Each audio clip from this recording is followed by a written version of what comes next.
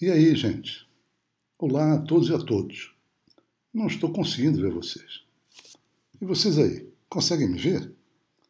Eu estou ali no cantinho, lá na minha sala no Instituto Politécnico, da Universidade do Estado do Rio de Janeiro, no campus de Nova Friburgo.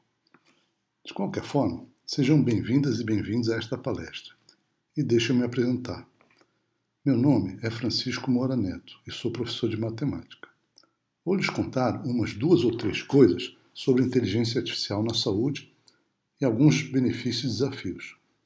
Agradeço ao professor Cláudio Fernandes, da Universidade Federal Fluminense, pelo convite e pela oportunidade. Vou propor uma visão global e abrangente da IA, ressaltando que o meu foco será em medicina, por limitações de tempo. Não obstante, as ideias que apresentarei se adaptam às outras vertentes da área de saúde.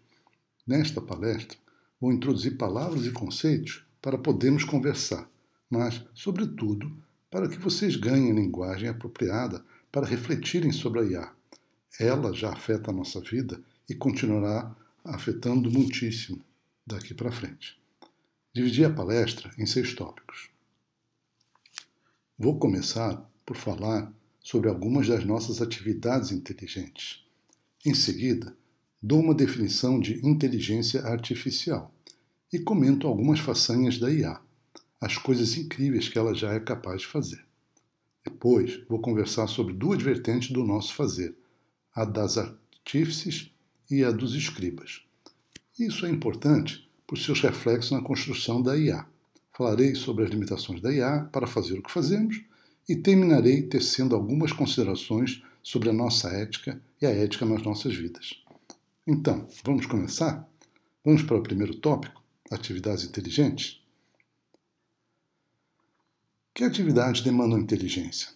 Bem, difícil seria dizer o contrário, isso é, quais seriam as atividades que não exigem inteligência?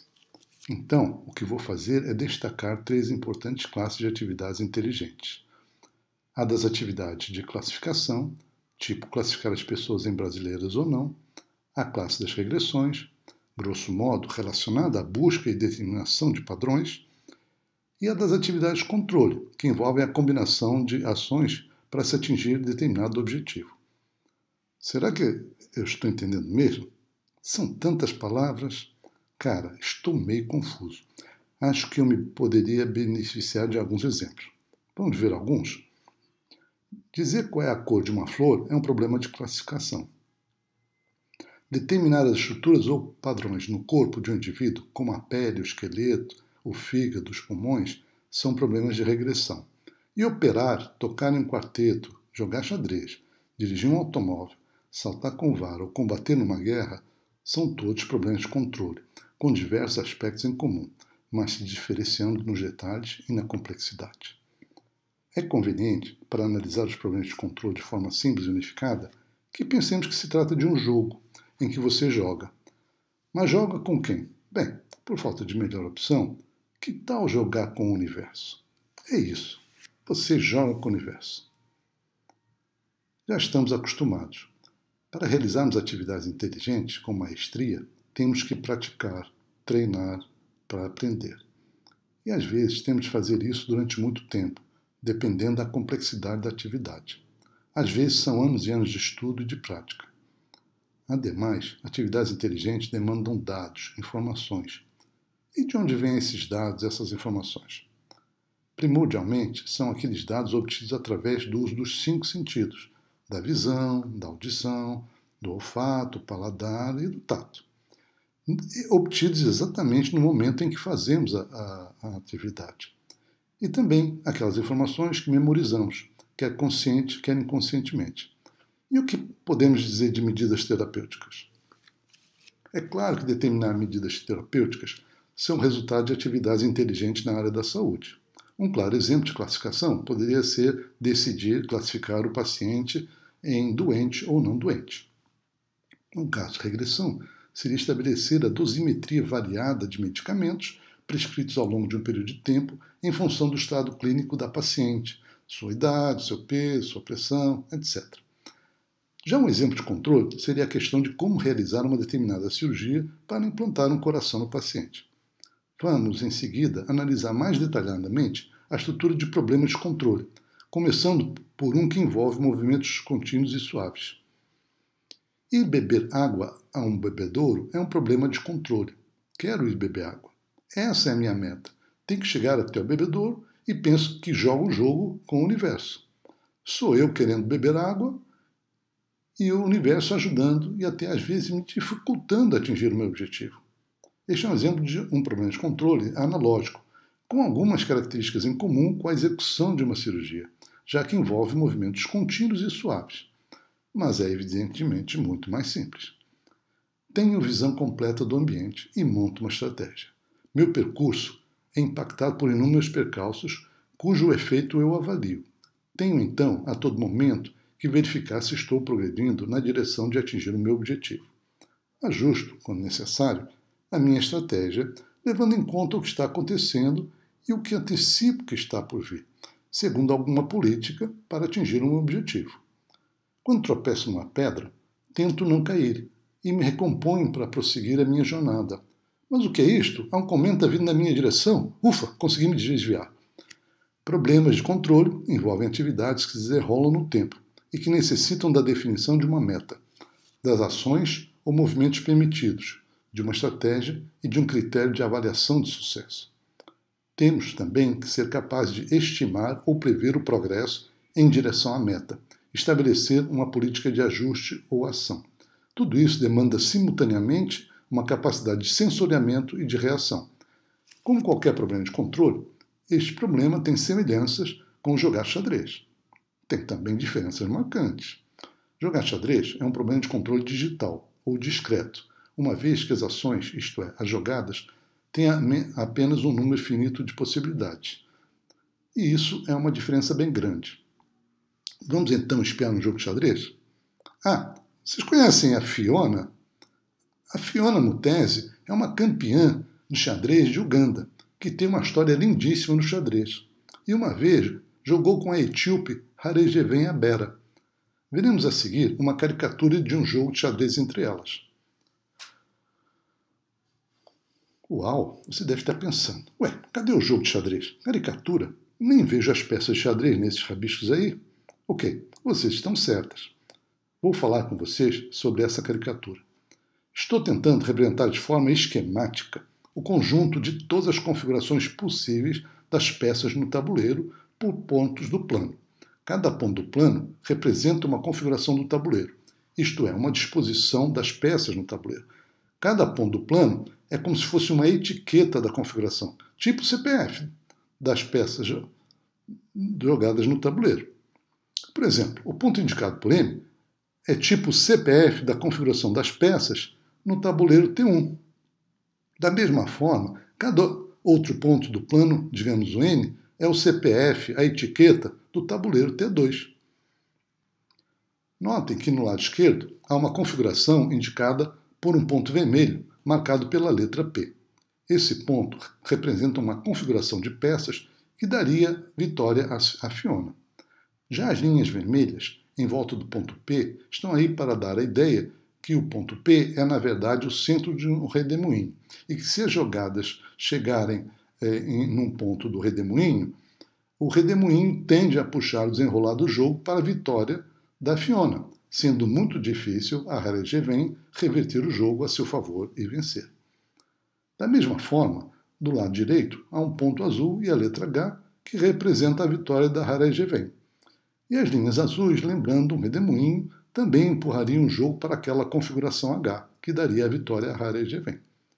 Já na região intermediária, há curvas pretas, indicando configurações que, quando você chega ali, seriam indiferentes a qualquer uma das jogadoras. O que se quer indicar é que quando o jogo estiver sendo jogado nessas configurações, qualquer uma delas teria chances aproximadamente iguais de ganhar. Vamos então imaginar aquele jogo histórico em que a Fiona derrotou a Haregeven? A nossa caricatura agora está cheia de setas vermelhas e azuis intercaladas. Cada seta vermelha representa uma jogada da Fiona, e cada seta azul uma jogada da RAR-EGV. A seta mostra a passagem de uma configuração, desde o pé da seta até a ponta da seta, e pela movimentação de uma peça, que é assim que a gente joga xadrez. Muda uma peça de posição, então a gente muda de tabuleiro, o tabuleiro que precisa ser representado. Nesta caricatura de um jogo entre elas, usando setas, a sequência de setas se aproxima do ponto P. Inferimos então que a Fiona tem grandes chances de sair vitoriosa, como ocorreu na vida real há alguns anos atrás. Afinal, a Fiona joga muito bem e não deixaria escapar essa vitória tão fácil assim. Agora estamos prontos para usar essas ideias para comparar dois problemas de controle difíceis: os jogos de tabuleiro, nos quais a IA tem tido um enorme sucesso, e as cirurgias. Para jogar um jogo de tabuleiro, você tem que conhecer as configurações que o jogo permite, usualmente conhecendo a sua configuração inicial e as regras para navegar nas configurações, isto é, para sair da configuração atual a uma outra permitida pelas regras. Você tem que conhecer para onde você pode mexer as suas peças. Para jogar com o intuito de ganhar, você tem também que saber quando se ganha, conhecendo, por exemplo, as configurações terminais que lhe dão a vitória. Isso é, você tem que conhecer as metas. No xadrez, você sabe que tem que matar, entre aspas, o rei do seu oponente e o rei do universo para poder ganhar. Jogar para ganhar é um problema de controle. Quando é a sua vez de jogar, você olha o jogo, olha o tabuleiro e tem que escolher uma nova configuração segundo as regras, buscando antever as movimentações futuras do universo, entre aspas, procurando que a sua escolha lhe leve por uma estrada, seja uma estratégia que lhe garanta uma chance grande de vitória para você atingir a sua meta. Já uma mulher cirurgiã, ou melhor dizendo, a equipe completa que vai realizar uma cirurgia, tem que conhecer as jogadas ou ações permitidas. Tem que conhecer o estado do paciente, tem que conhecer o que é considerado uma cirurgia de sucesso, naquele caso específico, qual é a meta. E tem que traçar uma estratégia para atingir a meta. A todo tempo, a equipe deve agir em sincronia, de forma orquestrada, buscando atingir o objetivo ou a meta da cirurgia, e reagir às jogadas, entre aspas, do universo, entre aspas, mantendo a jornada e progredindo em direção ao objetivo. A meta, naturalmente, é multidimensional. Desejas, por exemplo, reconstruir o quadril do paciente e que ele saia com vida, né? E saúde da cirurgia, entre outras coisas. Mas que outras coisas? Pensa aí, vai. Aqui temos uma tabela que procura comparar sistematicamente jogar xadrez e operar. Temos 4 categorias referentes a esses problemas de controle: o contexto, a solução, a execução e a sociedade.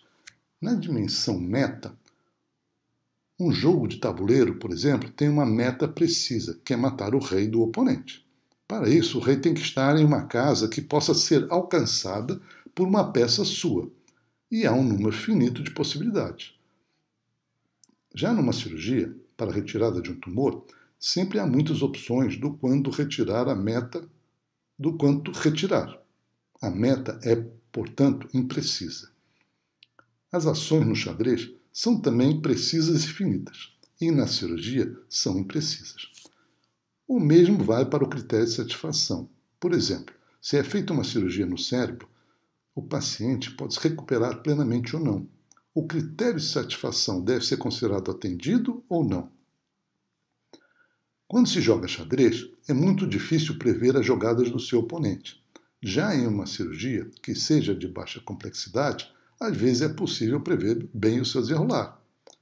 Mas às vezes, mesmo com todas as imagens e exames prévios, cada paciente é diferente do outro. Então, quando se vai fazer a cirurgia, a meta e a estratégia previamente definidas têm que ser mudadas devido ao que a equipe encontra de fato quando abre o paciente. Nos quesitos de sensoriamento e de execução de ação, no xadrez é muito simples, porque o sensoriamento é saber onde as peças estão no tabuleiro, basta olhar. E a execução da ação é mover uma peça, coisa simples. Já numa cirurgia, o sensoriamento pode ser bem complicado, como já dito, antes de abrir o paciente. E mesmo depois, Podemos medir a pressão, o batimento cardíaco, mas será que conseguimos ver se o paciente está recebendo sangue em alguma parte importante do cérebro? Ou alguma outra variável? É complexo. Também é bastante complexa a questão da execução da ação. Por exemplo, se você está colocando um pino no osso, e se o osso se esfarelar? Finalmente, a questão ética. No jogo xadrez, que questões éticas poderiam ser levantadas? Se você estiver jogando com uma criança, para ensiná-la, talvez você possa ter algumas questões, mas de forma usual, que outras questões éticas poderiam ser levantadas nesse caso? Já em neurocirurgia, são imensas as questões éticas. Vamos agora entrar no tópico 2, quando veremos o que é IA e como ela tem se saído na resolução de problemas de classificação, regressão e controle na área da saúde. Na minha imaginação, por vezes associo inteligência artificial a um robô que me auxilia ou me ameaça. Vamos separar os conceitos? Inteligência artificial não precisa necessariamente estar ligada a um robô. Precisa de um robô quando está executando uma atividade planejada de controle. IA planeja as ações de controle. Já o robô executa as ações demandadas pela IA usando seus sistemas ou mecanismos de ação, os chamados atuadores. E também passa para a IA as informações sobre a situação presente, depois de ter as captado com os seus sensores. Assim, se quisermos estabelecer uma comparação conosco, a IA seria o cérebro e o robô, que é formado por sensores e atuadores, um atuador poderia ser uma mão mecânica, seriam os nossos sentidos e as nossas mãos, nossos pés e o resto do corpo.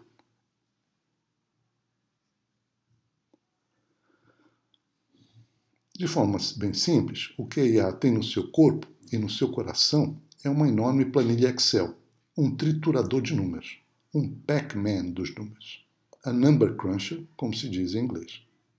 Um detalhe, observe que o chapéu usado pelo robô jogando xadrez é uma representação de uma rede neural de aprendizado profundo, uma ferramenta de inteligência artificial de muito sucesso que veremos mais adiante. E afinal, o que é IA? Como espero que fique claro ao final desta palestra, inteligência artificial é a automação de certos procedimentos que, quando são realizados por humanos ou outros animais, são classificados como comportamento inteligente, ou seja, são baseados em uma dose substancial de informação, aprendizagem, intuição e experiência. Para tanto, a IA usa processamento computacional de dados, em certo sentido, imitando o modus operandi do pensamento humano nos seus resultados. Tira conclusões e decide ações. E utiliza um instrumental matemático de ciência da computação além de computadores para tal. Espero dar motivos a vocês para que, ao final da apresentação, concordem com esta definição. Ou então não, mas não deixem de me avisar. Vou querer saber de outros pontos de vista. Veremos a seguir um exemplo de um problema de classificação tratado pela IA. Dar o diagnóstico de qual é o tumor de pele a partir de uma imagem é um exemplo de um problema de classificação. A dermatologista busca classificar o tumor em maligno ou benigno e de que tipo ela é. De que tipo ele é, o tumor. Aqui os tumores malignos estão na faixa avermelhada na direita e os benignos na esverdeada, onde tem os nomes deles. De modo simples, para fazer isso, a IA tem que aprender uma função diagnóstico, que a cada imagem de tumor, um sinal do mundo, uma coisa sensorial, classifica o tumor, dando um estado do mundo. E o que é um estado do mundo? É um dado conceitual, neste caso é um nome próprio.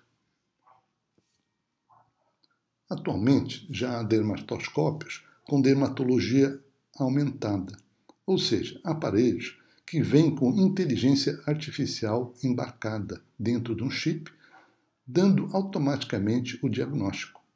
Apontando para a imagem do lado esquerdo, apontando para uma das imagens do lado esquerdo, eles logo indicam tratar-se de um carcinoma basocelular. Veremos a seguir alguns dos sucessos da IA em classificação na área da saúde.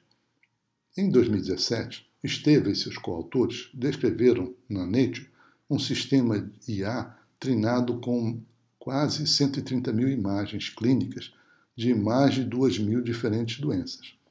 O desempenho do sistema, ao classificar câncer de pele, se comparava ao de 21 dermatologistas certificados. Já no ano seguinte, a Google desenvolveu um sistema de Deep Learning com precisão de 70% na classificação de amostras de prostatectomia. A precisão média de patologistas gerais certificados nos Estados Unidos, que participaram no estudo, é de 61%. Entre os 10 patologistas gerais com melhor desempenho, que classificaram as amostras no conjunto de validação, o sistema de Deep Learning foi melhor do que 8. É um marco importantíssimo. E qual seria um exemplo de regressão na área de saúde? A partir de uma imagem, já há vários procedimentos de regressão, reconhecimento de padrões, que conseguem extrair a posição e a forma de diferentes órgãos internos. Isso já é feito com bastante sucesso. Agora vejamos um caso recente de controle na área da saúde. Um sistema de controle automatizado por inteligência artificial na área da saúde pode ser conferido numa publicação recente do mês de setembro último, na revista Nature. Um grupo de cientistas da Universidade de Stanford desenvolveu um sistema para tornar um ambiente hospitalar ou a casa de uma idosa ou de um idoso em um ambiente inteligente que detecta situações que coloquem em risco as pessoas que necessitem de cuidados de saúde. O ambiente é considerado inteligente porque, abre aspas, ilumina os espaços escuros, fecha aspas, nos cuidados de saúde. E o que seriam esses espaços escuros nos cuidados de saúde? Seriam situações ou eventos que passam despercebidos. Ninguém os vê acontecendo, por isso está escuro, entre aspas. Por exemplo, a queda de uma idosa que mora sozinha em sua casa ou o descuido de um enfermeiro que deveria higienizar as suas mãos antes de aplicar um procedimento a uma paciente e se esquece de lavar as mãos. Essas são situações potencialmente perigosas. Ao, abre aspas, iluminar esses espaços escuros, fecha aspas, isto é, ao se tomar conhecimento dessas situações ou acontecimentos, possibilita-se que ações sejam tomadas para corrigi-las ou remediá-las. Um aviso pode ser dado ao enfermeiro e uma equipe de resgate pode ser enviada à residência da idosa. Essas situações envolvem problemas de classificação, para informar que um certo procedimento não foi realizado, e de regressão, para reconhecer movimentações não usuais. Há também a necessidade de utilizar sensores para fornecer a informação adequada à IA, e atuadores, para que as ações de correção sejam deflagradas. O artigo aponta que a efetiva utilização de tais ambientes inteligentes tem que ser pensada com cuidado e, portanto, depende de trabalhos interdisciplinares, usando não só cientistas da computação, e clínicos e médicos pesquisadores, mas também especialistas em leis, em ética e em políticas públicas. Certamente, a privacidade dos pacientes que necessitam de cuidados de saúde é uma preocupação no uso dessa tecnologia. Vamos combinar? Vamos prestar atenção a isso? Vamos valorizar as diferentes especialidades, os diferentes saberes, as diferentes formas de ver o mundo? Além deste exemplo, que outros marcos importantes da IA em controle podemos mencionar? Temos aqui exemplos de problemas de controle resolvidos por máquinas que fogem da área da saúde, os jogos de xadrez e de Go. Mas vamos falar neles pela sua importância para a IA e para nos ajudar a entender, mais à frente, as forças e as fraquezas da IA. Em 1997, o sistema Deep Blue da IBM derrotou o campeão mundial de xadrez, Garry Kasparov. Isso foi um marco nas conquistas da IA. Naquela época, haviam dúvidas se isso seria possível. Atualmente, os aplicativos xadrez para smartphones jogam no nível de grande mestre. Já o Go é um jogo de estratégia bastante interessante. Porém, para se ter real chance de vitória, é necessário antever muitas jogadas futuras do adversário, e como o tabuleiro tem 361 posições, isso é muito difícil. Em março de 2016, o sistema AlphaGo da Google DeepMind, uma divisão da Google, venceu por 4-1 o Lee Sedol, um dos melhores jogadores mundiais de Go. Exatamente um ano depois, o AlphaGo Master, um outro sistema, derrotou o jogador mais bem posicionado no ranking mundial, o Qi. Em outubro do mesmo ano, o AlphaGo Zero derrotou o AlphaGo por 100-0. E ainda tem o AlphaZero, de dezembro de 2017. O AlphaZero é um sistema de Deep Learning multijogo de tabuleiro, que em 24 horas aprendeu a jogar com maestria tanto xadrez quanto o Go e o jogo japonês Shogi. O AlphaZero não é um sistema multipropósito, como o nosso cérebro, mas pelo menos é multijogos de tabuleiro e vence todos os outros sistemas. Foram sucessivas vitórias da IA em pouquíssimo tempo. Não há nenhuma dúvida. No contexto de jogos de tabuleiro, em que as ações possíveis de cada jogadora ou jogador são em número finito, em que não há considerações a fazer sobre a ética nem das ações e nem das metas, está claro que nós, os Homo sapiens, perdemos de lavada para a IA. É pior do que o 7-1 da Alemanha com o Brasil. Mais ainda, os últimos sistemas de IA prescindiram de toda a experiência acumulada do Homo sapiens no xadrez e no Go. O sistema IA, AlphaGo Zero, jogou consigo mesmo e, conhecedor das regras e da meta, se treinou e superou os maiores campeões. Mudando de assunto, mas ainda tratando de problemas de controle, vamos falar de carros autônomos, uma vez que é um problema de controle complexo, não tanto como uma cirurgia, mas compartilha com ela algumas características. Elon Musk acredita que a sua companhia, a Tesla, terá carros completamente autônomos até o final deste ano. Em julho, ele afirmou que não há mais dificuldades cruciais a resolver, apenas muitos pequenos problemas. Há, então, o desafio de resolver todos esses pequenos problemas, empacotar tudo e montar o sistema completo. Mas será que a previsão de Elon Musk está certa? Teremos carros autônomos até o final do ano? Lembro até que já temos caminhões sendo dirigidos automaticamente por aí, mas eles sempre levam um motorista humano que pode assumir o controle do caminhão a qualquer momento para evitar alguma tragédia e garantir a segurança. Apresento então 5 desafios que impedem de termos carros autônomos para já. O primeiro motivo tem a ver com a parte robô do carro. Os sensores, olhos e ouvidos do carro têm que funcionar muito bem com clima ruim, sinalização ruim e trânsito caótico. O segundo motivo é a inteligência artificial, o cérebro, pois ainda não há consenso se a IA usada em carros é segura. O terceiro é se o comportamento da IA será estável conforme for sendo usada. O carro autônomo estará continuamente confrontado com novas situações e vai ser retreinado para poder lidar com as novas experiências. Será que vai se manter seguro? O quarto motivo é que ainda não há regulamentação para nenhum sistema autônomo completo, em lugar algum do mundo.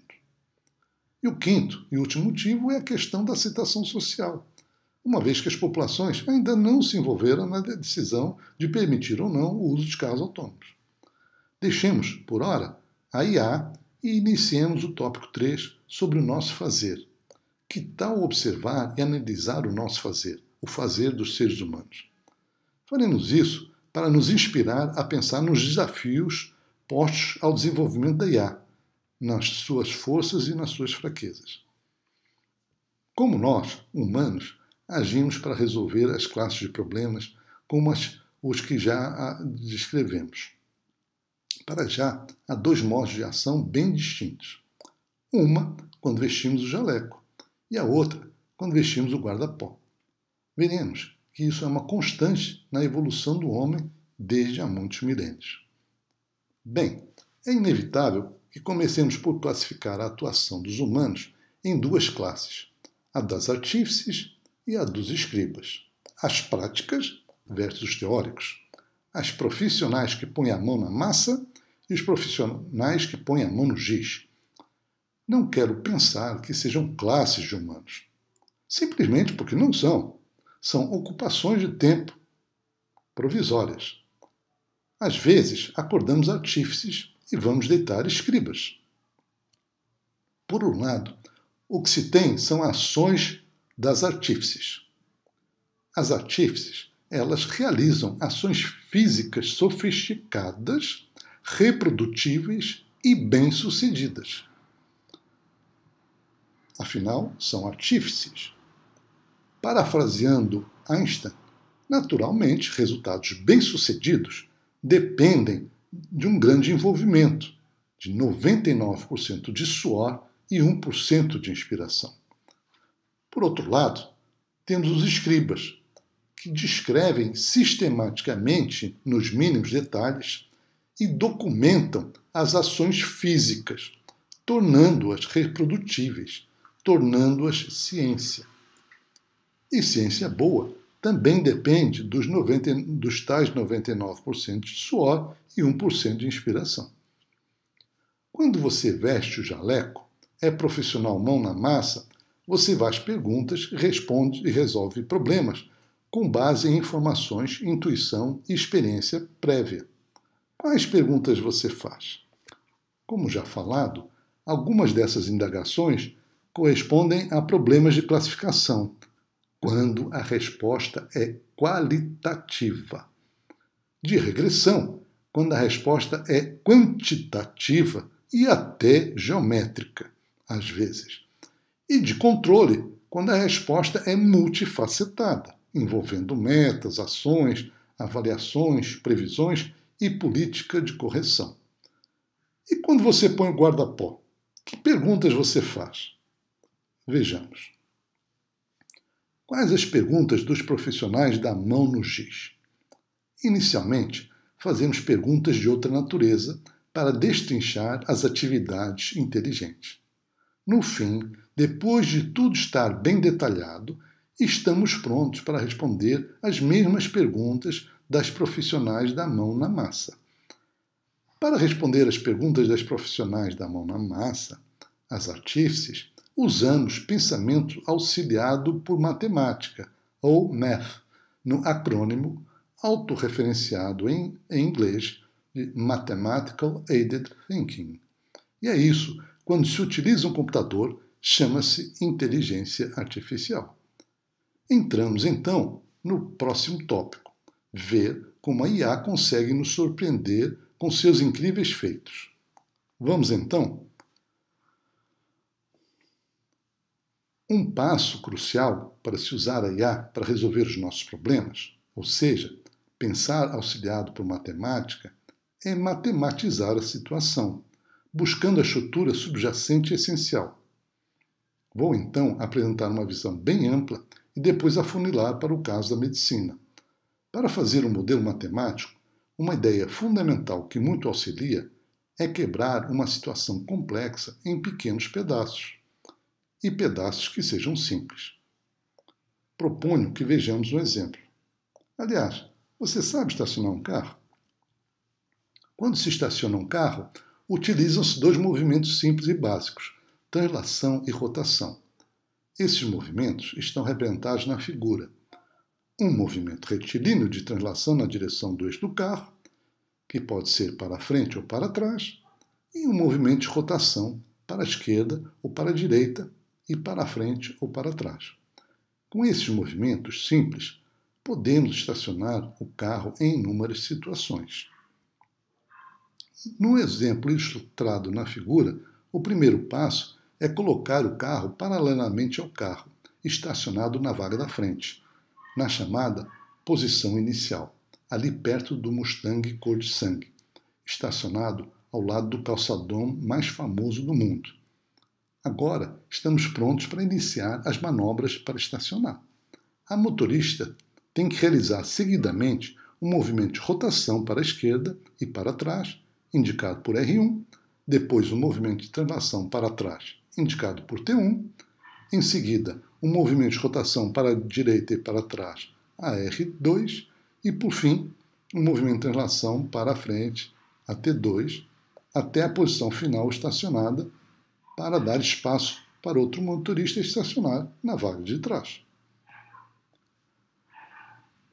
Finalmente, o esquema de estacionar é delineado aqui como uma sequência de movimentos. Partindo da posição inicial, aplica-se R1, depois T1, em seguida R2 e finalmente T2, resultando na posição final.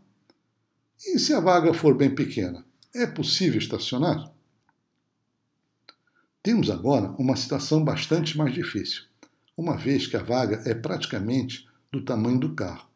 E então, para o carro estacionar, teria que se mover perpendicularmente ao seu eixo. Mas nossos carros não permitem que as rodas fiquem perpendiculares ao eixo. A pergunta é, dá para estacionar? Sim, é complexo, mas dá.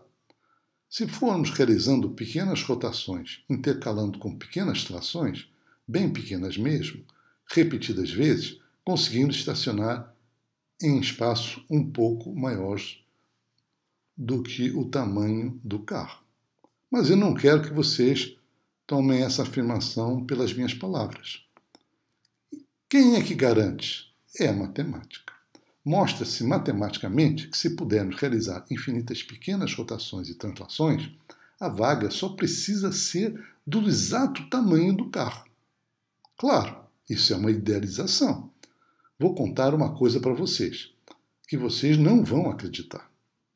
Mas eu, como eu conheço esse resultado matemático, e confio que ele me indica que posso sim estacionar em vagas apertadas, já tive, diversas vezes, plateias de pedestres que param para ver eu estacionar em vagas incrivelmente apertadas. E depois até ficam felizes quando eu finalmente consigo estacionar. Não é bacana? O ser humano pode ser muito solidário e generoso. Ou seja, a teoria funciona na prática se adicionarmos uma pitada de sal. Moral da história: para ir do simples ao complexo, basta ir aos poucos, mesmo que tenha que ser uma sequência bem grande de poucos. Bem, agora vou explanar rapidamente algumas características da rede neural de aprendizado profundo. Como ir do simples ao complexo em IA? Vou dar a resposta baseada no método que tem tido mais sucesso nos últimos anos, a rede neural de aprendizado profundo, em inglês, a Deep Learning Neural Network. Como é que essa rede neural faz? É bem simples, ela aprende uma função linear por partes. E o que é isso de função linear por partes? Todas as figuras neste slide representam funções lineares por partes. Opa! Não, todas menos uma. A reprodução da pintura do Picasso passa perto, mas não é. É por partes, sim, mas não é linear. E por que não é linear? Porque tem alguns elementos curvos. Essa pintura é de 1910. Não é fantástico como a arte, em algum sentido, se antecipou em um século ao desenvolvimento científico? O Deep Learning aprende, isto é, escolhe ou monta, ajusta, uma função linear por partes. E por que isso funciona? Bem, apresento já dois motivos fundamentais, mas antes dou um spoiler do terceiro motivo. Ele tem a ver com o exemplo do estacionar o carro, mas vou deixar isso para depois. Os dois motivos são os seguintes. O primeiro é que problemas de classificação estão associados a funções de grau, e isto é, com saltos, como a da esquerda em preto. E problemas de regressão estão associados a funções contínuas, como a curva ondulada em preto à direita. O segundo motivo é que em qualquer um desses dois casos, tanto no da classificação quanto no da regressão, as funções podem ser aproximadas por funções lineares por partes. Essas funções, formadas por segmentos de reta azuis ligados uns aos outros, como que uma linha reta dobrada em certos pontos, com vincos, como ilustrado nos gráficos. Mas por que classificação é função degrau? Bem, função degrau são funções que são constantes em vastos pedaços. E em problemas de classificação, é isso que você faz. Você diz que várias flores são amarelas, você tem aí um vasto pedaço que a função é amarela, é constante. E depois, vermelhas, ou seja, há muitas situações constantes. As classes são em número finito. E por que regressão é função contínua? Bem, é porque se quisermos ver padrões, bolas, cubos, edifícios, corações, pulmões, temos que envolvê-los em curvas contínuas. Prossigamos que o tempo urge. Esse exemplo, em tons de verde aqui, lembrando o relevo de uma montanha, mostra que funções lineares por partes podem ser bastante complexas. Essa enorme complexidade é obtida pela montagem de um patchwork, uma coxa de retalhos de pedacinhos planos não encurvados. Assim, a imagem esverdeada é uma imagem mais apropriada para se ter em mente quando se pensa em deep learning, e não aquelas linhas simples amarrotadas que usei nos exemplos de classificação e de regressão antes. É esse tipo de funções, mega funções lineares por partes, que a IA tem que aprender. Prossigamos. A figura exibe um esquema de uma rede neural de aprendizado profundo. As redes neurais têm uma camada de entrada indicada por bolinhas vermelhas, onde entra um sinal do mundo, e uma camada de saída indicada por bolinhas azuis, onde sai o correspondente estado do mundo. Lembra, estado do mundo é um conceito.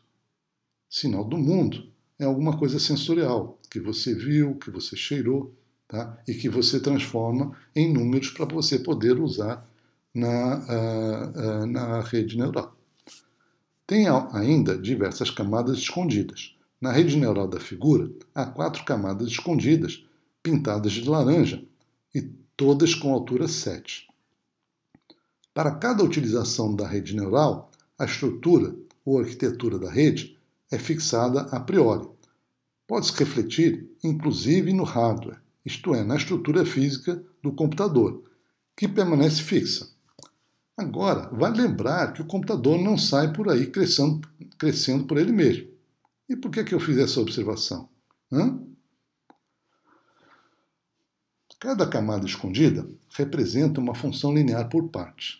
Para dar conta de muitíssimos pedacinhos planos, a rede neural faz isso aos poucos, progredindo sequencialmente nas camadas escondidas, semelhante ao caso de estacionar um carro, como está esquematizado no caso da rede neural, lá em cima, onde você tem 2001 funções lineares por partes, em sequência, 2000 camadas escondidas.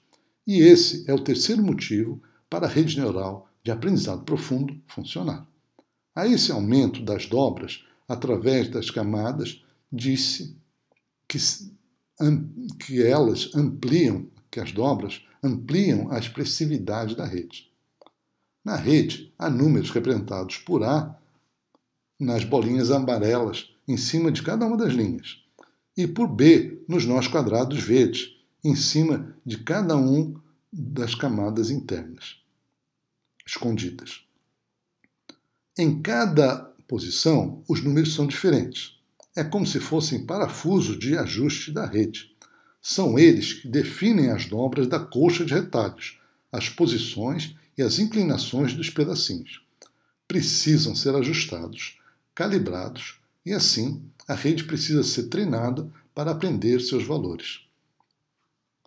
Para se ter as dobras, ou seja, a linearidade por partes, a rede neural utiliza a função ReLU, Rectified Linear Units, também conhecida como função rampa, representada no lado esquerdo. No lado direito, temos um exemplo com A e B calculados com valores hipotéticos, -3 e 6. Esses valores afetam a posição e a inclinação dos pedacinhos da colcha de retalhos, como pode ser observado na figura. Não dá para ver muito bem a inclinação, mas a gente vê que a dobra é na posição 2. Mas como a rede neural aprende? Ela treina com situações conhecidas. Começa por escolher A's e B's à vontade. Depois, então, deixa um sinal do mundo entrar na rede e vê o que sai da rede, ou seja, qual o estado do mundo que ela calculou. Em seguida, compara o que ela sabia que era o verdadeiro estado do mundo. Por exemplo, ela poderia saber que o sinal do mundo era, de fato, um carcinoma basocelular. E se ela calculou que era um carcinoma basocelular, então ela acertou e está ótimo. Mas se ela calculasse dizendo que era uma ruga, uma pinta, né? Ela teria errado, né? Então, quando ela faz isso, quando ela erra, ela dá uma pequena mudada nos A's e B's e tenta de novo com outro par conhecido de sinal e estado do mundo. Faz isso um sem número de vezes, até começar a acertar o cálculo do estado do mundo dos sinais.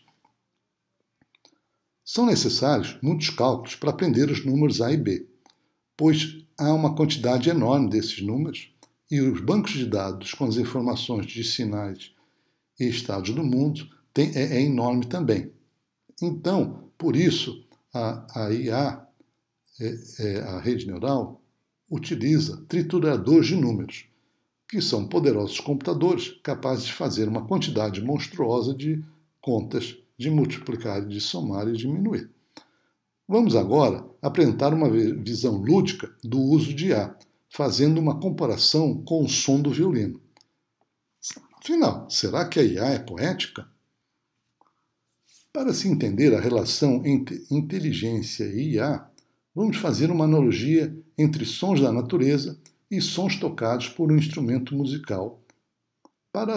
Parodiando a IA, podemos falar na SA, som artificial. Um violinista pode ouvir o som ambiente em um dia de verão, cigarras, bem-te-vês e a água sussurrante em um riacho. Pega o seu violino, imita os sons e transcreve-os para a pauta musical. Ou, inversamente, tendo a pauta de uma música, toca, produzindo um som artificial. Isto é o que se faz com o violino. Podemos dizer que isso é som assistido por violino, e é meio parecido com o que ocorre com o pensamento assistido por computador.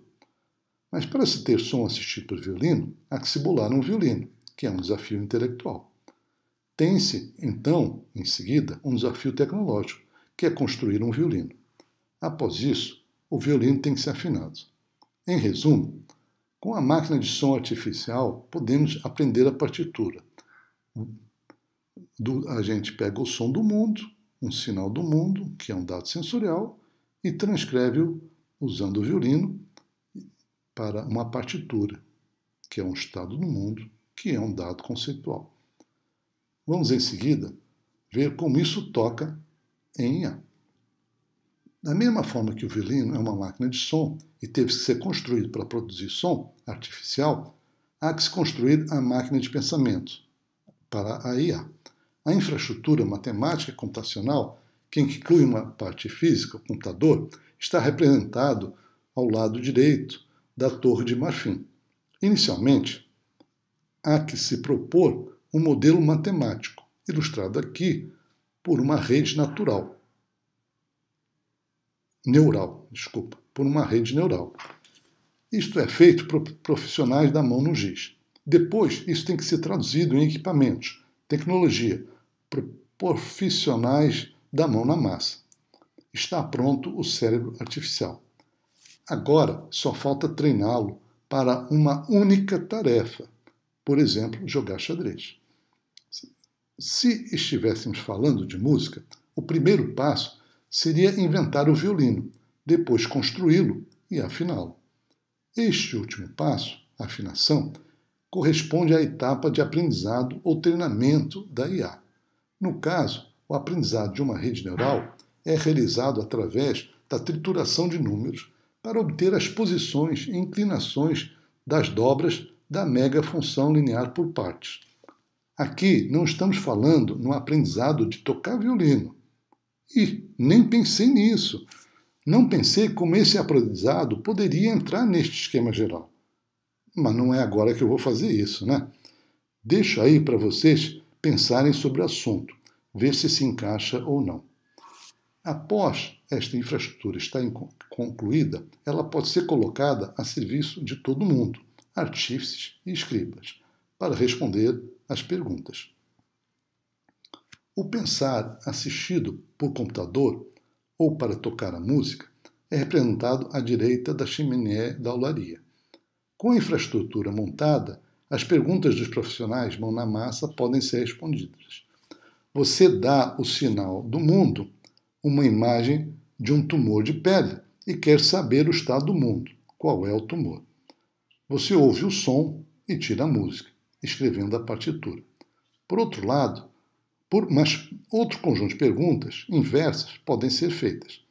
Você dá o estado do mundo, é um carcinoma basocelular, e quer saber o sinal do mundo, ou seja, você quer a imagem do carcinoma basocelular. Ah, mas há várias. Qual delas? Ih, deu chabu na teoria. Melhor voltar para a música. Neste caso, você tem a partitura e quer tocar a música. Em resumo, a IA é o pensamento assistido por matemática, empoderado pelo computador. Talvez pudéssemos falar que a IA é pensamento assistido por computador e usar a sigla PEC. E como usar a IA para vencer um jogo de tabuleiro? Será que a Fiona nos ajuda? Nos jogos de xadrez, como o da Fiona versus a Harry-Jeven, o que o AlphaZero faz é aprender uma função que calcula a chance, a probabilidade da Fiona vencer, quando uma determinada configuração das peças do tabuleiro é alcançada. Ademais, o AlphaZero também aprende a função de recomendação de jogada em função da presente configuração das peças no tabuleiro. Isso é, olha para a presente configuração e diz, movimenta a torre para essa posição daqui. Entre outras palavras, a rede é alimentada com o sinal de entrada, que é a disposição, que é como o jogo está agora. E a saída é uma ou mais jogadas recomendadas e os níveis de recomendação. Algo assim. Estas jogadas são as mais recomendadas. Mexer a torre para aqui ou então mexer o peão para lá. Mas essa outra, mexer o bispo para ali, nem vale a pena fazer. Se você fizer isso, você vai perder quase certamente. De forma simplificada, são essas gigafunções lineares por partes, representadas por uma rede neural que o AlphaZero aprende profundamente. Redes neurais existem desde a década de 50 do século passado. E por que só agora vencem os campeões de Go? Porque houve a necessidade de avanços científicos e tecnológicos para se chegar até o AlphaZero. Vamos entrar no quinto tópico para refletir sobre os limites da IA. Até onde a IA tem ido? Até onde ela vai? Quais são as suas limitações, os seus pés de barro? Aqui temos seres humanos se colocando em risco para salvar uma ovelha. É emocionante a coragem para correr o risco, enfrentar o perigo para salvar uma ovelha. E temos também o violinista Diogo Frazão, se despedindo do seu professor de violino. Ele teve uma pequena oportunidade na vida e aproveitou. Infelizmente, há tantos outros e tantas outras crianças a quem não lhes é dada a mínima chance de desenvolver o seu potencial. Procurem conhecer a história do Diogo Frazão, esse brasileiro brilhante. É muito significativa e tocante. Algum dia a IA terá emoções? Algumas pessoas acham que a IA precisaria ser equipada de emoções, que esse é um passo essencial para a IA conseguir se aproximar mais fortemente da forma como pensamos. Será que essa é a chave? Essa questão de equiparar a IA com emoções é um assunto sobre o qual não falarei, nem saberia falar. Mas agora que consegui formulá-la, essa passou a fazer sentido para mim. Já estou morrendo de curiosidade. Alguém quer vir conversar comigo sobre isso? Tem muita gente boa pensando e pesquisando isso. É um assunto muito complicado. Vejamos o depoimento do médico Mário Rigato. Estranha profissão é a de médico. Dele se pede toda a sensibilidade que um ser humano pode abrigar, para que entenda a linguagem da dor, da angústia, do medo, da desesperança e do sofrimento, para que fale com a alma de seus pacientes, para que transforme tênues fibras de esperança no lenho ardente da vontade de viver. De pessoa assim tão rica de sentimentos, se pede, paradoxalmente, o mais frio domínio das emoções, para que um franzir de senhos ou um arquear de boca não semeiem no espírito da paciente dúvidas e opressões, para que o tremor da mão não imprima ao bisturi o erro milimétrico que separa a vida da morte, para que o marejar dos olhos não o prive da clareza meridiana que se pede ao diagnosticista, para que o embargo da voz não roube credulidade à sua mensagem de fé. Sempre me pareceu difícil reunir, no mesmo indivíduo, tão nobre textura e tão rude coraça. O que veremos a seguir é que atualmente há dificuldades essenciais para a IA se aproximar da nossa capacidade de pensar e analisar. E faremos isso voltando a questões de controle e sua automação, mostrando que o estado da arte da IA faz e o que nós fazemos para ela. Recordo aqui que temos pelo menos 3 tipos de problemas relativos à indicação de medidas terapêuticas: classificação, regressão e controle. Será que todos esses tipos podem ser resolvidos usando IA? A matematização dos problemas de classificação e regressão parece, em certo sentido, como apresentado, de natureza elementar. Temos que treinar uma rede neural profunda para aprender uma mega função linear por parte.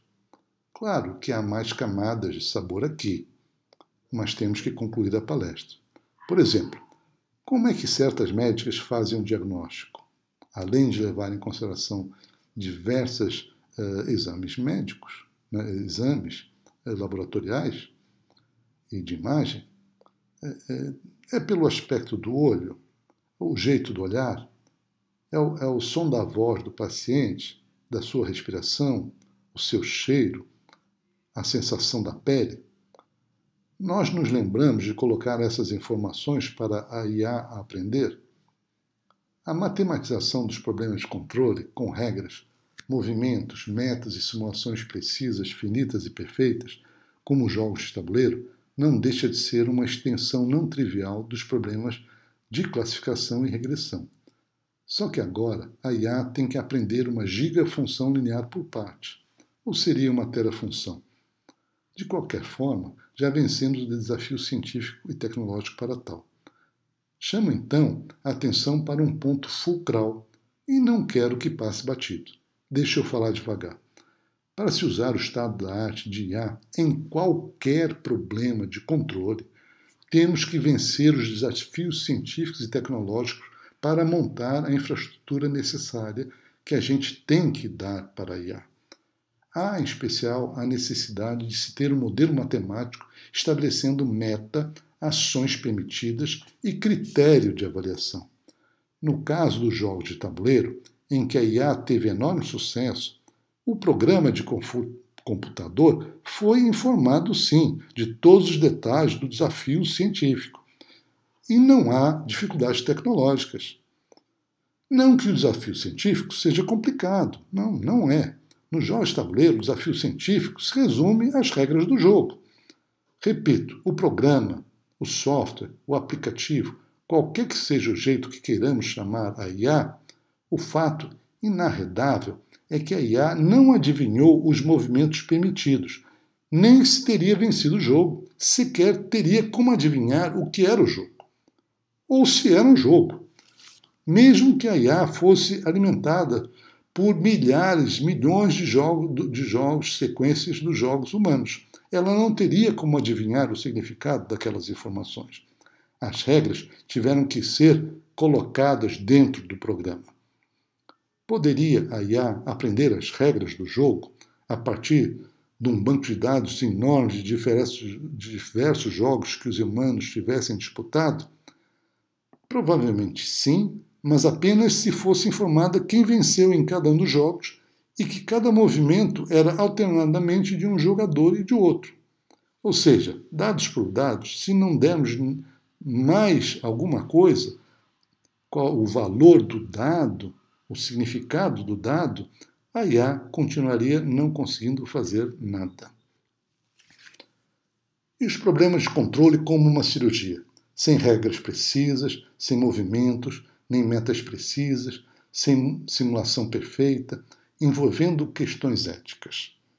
Estarão ao alcance da IA? Diferentemente do jogo de xadrez ou do Go, não dá para o robô treinar infinitas vezes até aprender, enquanto vidas humanas ou de outros animais estão em jogo. Além disso, algumas dessas dificuldades, mas nem todas, estão presentes no desafio de se conseguir um carro autônomo. E parece que iremos conseguir ultrapassá-las, possivelmente em um futuro não muito distante.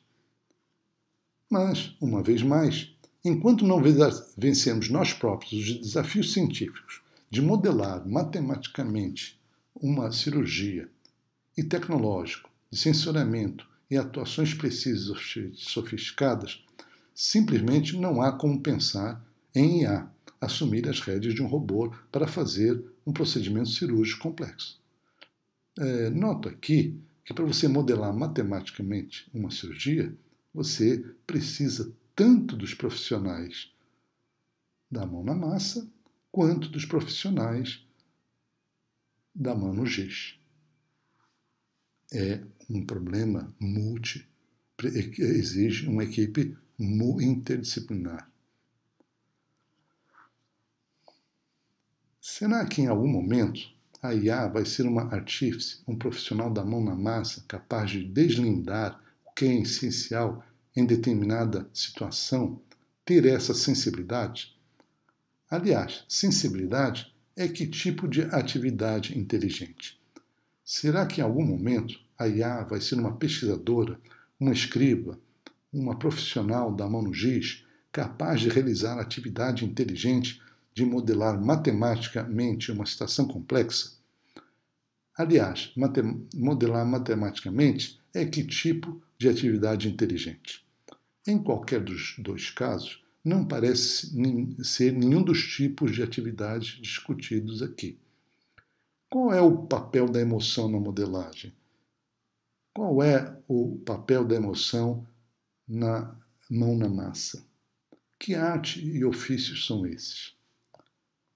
Procurei fazer nessa palestra uma abordagem ampla, uma visão de conjunto do estado da arte em IA, focando em questões próximas à área da medicina. Deixei aqui linhas gerais para se poder pensar sobre o futuro da IA e também sobre qual é o significado da IA.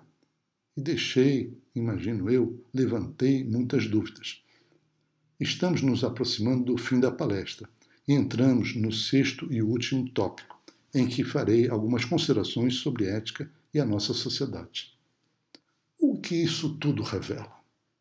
Provavelmente, a maior parte dos exames de biópsias e dos exames de imagens passarão, num futuro próximo, a ser analisados de forma automática e confiável por IA. Muito possivelmente, um desses exames só será analisado por um humano super especializado quando dúvida substancial subsistir, ou por um preço muito maior. Conseguiremos pagar? Por outro lado, os preços dos exames podem diminuir dramaticamente. Mas diminuirão? Como ao longo da história humana, grupos de profissionais, de profissões, serão extintas, e grupos de profissionais poderão ser liberados para outras atividades. Mas que atividades? Nesta hora, Julgo que nada melhor do que invocar o livro 21 lições para o século XXI, do historiador e pensador Yuval Harari. Quando você crescer, talvez não tenha um emprego. Esse é o subtítulo do capítulo 2, Trabalho, do livro 21 lições para o século XXI. O que fazer? Qual será o futuro da sociedade, o nosso futuro, e o futuro da distribuição de riqueza e renda se não houver necessidade do nosso trabalho para se produzir? Se a produção de bens e serviços não depender mais de nós, se não tivermos mais emprego, vamos ter que combinar um novo arranjo. Aliás, como tem sido feito ao longo da história, novamente a humanidade se vê a braços com a necessidade premente de discutir uma enorme reformulação do pacto social, uma vez que os empregos estão contínua e rapidamente desaparecendo. Estou convencido que deveríamos aperfeiçoar a ética no nosso fazer, nas nossas relações, na nossa vida. Buscar ativamente entender como podemos conviver, desenvolvendo o nosso potencial criativo, científico, tecnológico, artístico, intelectual, cultural, desportivo, eu sei lá, de forma ética. Essa é a proteção que vejo. Julgo que o melhor que podemos fazer é não infligir às outras e outros sofrimentos que não queremos para nós próprios. Mas fora isso, podemos fazer muitas especulações. Computadores são muito rápidos em determinadas tarefas. Será que continuariam a ser capazes, extremamente rápidos, se ou quando conseguirem investigar fenômenos físicos ou biológicos complexos, no intuito de os modelar cientificamente para os controlar? Será que esquentariam demasiadamente? Se nos atacarem, não poderíamos simplesmente desligá-los da tomada? Ou será que jogar água sobre eles os aniquilaria? Será que para nos ameaçar com sucesso teriam que deixar de ser construídos em silício e teriam que passar a ser montados com materiais biológicos? Nós, os Homo sapiens, teríamos que dar vida aos robôs? Chegaríamos a ser Homo Deus? A criatura destruiria o Criador? Cara, só tenho dúvidas. Vou então me despedir sugerindo algumas referências bibliográficas. O Eduardo Bueno é um jornalista e dublê de historiador. Para mim, vale muito a pena assistir os vídeos dele no canal Buenas Ideias sobre as histórias da história do Brasil. Eu acho imperdível. Vou citá-lo. O que você acabou de assistir está repleto de generalizações e simplificações. Mas o quadro geral é esse aí mesmo. Agora, se você quiser saber como as coisas de fato são, aí você vai ter que ler, estudar, pensar, conversar, investigar, compartilhar e meditar. Felizmente, sempre teremos as estrelas. Muito obrigado pela atenção e sejam muito felizes.